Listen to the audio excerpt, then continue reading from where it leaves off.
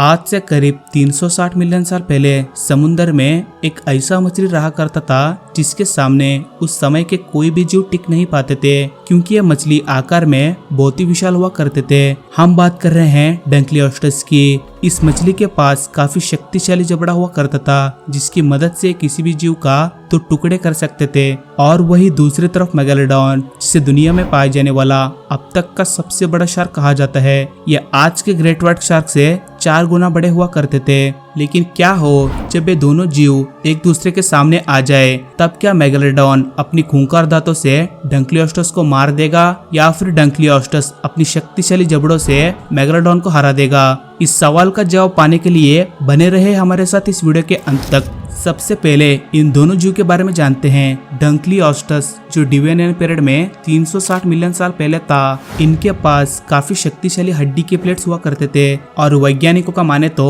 डंकलियोस्टस की लंबाई 11 से 13 फीट तक हो सकता था। और वही दूसरी तरफ मेगालोडॉन जो आज से करीब 23 मिलियन साल पहले समुद्र में राज करते थे, इनकी लंबाई 15 से 18 मीटर तक हुआ करता था।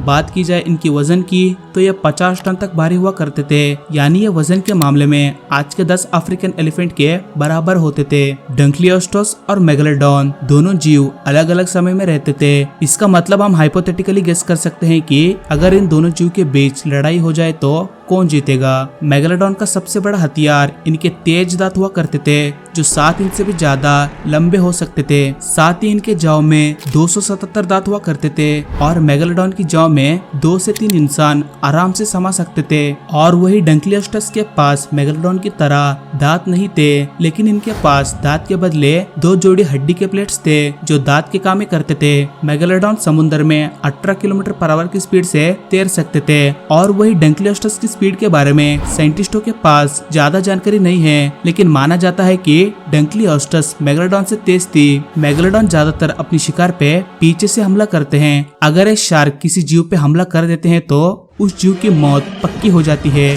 क्योंकि इनके मुंह में 277 से भी ज्यादा तेज दांत होते हैं, जिसकी मदद से ये 40,000 psi की बाइट फोर्स उत्पन्न कर सकते हैं। और वही डंकलियोस्टस का बाइट फोर्स सिर्फ 8,000 psi तक ही था, यानी इसका मतलब डंकलियोस्टस का बाइट फोर्स मेगालोडॉन से कहीं गुना कम था। लेकिन डंकलियोस्टस की सबसे खास चीज इनकी जाव मैकेनिज्म थी, जिसकी मदद से अपनी जाव मूवमेंट स्पीड 180 पर मिनट तक पहुंचती थी। यानी जब तक आप अपनी पलकों को झपकाएंगे तब तक ये मछली आपको 3 बार काट चुकी होगी। साथ ही इस मछली के पास बोनी प्लेट्स हुआ करते थे, जिसकी मदद से ये किसी भी जीव का हमले को झेल सकते थे। और ये बोनी प्लेट्स काफी स्ट्रॉन्ग थे, जिसको भेद पाना किसी भी जीव के लिए असंभव माना जाता है। लेकिन ये काम मेगालोडॉन के लिए ज्यादा मुश्किल नहीं होगा, क्योंकि मेगालोडॉन का बाइट फोर्स बहुत ही ज्यादा होता है, जिसके सामने टीरेक्स जैसा मांसाहारी डायनासोर भी फीके पड़ जाते हैं। इस वजह से डंकलियोस्टस को मेगालोडॉन को हराने के लिए अपनी गति का इस्तेमाल करना होगा, और साथ ही डंकलियोस्टस को मेगालोडॉन के किसी कमजोर हिस्से पे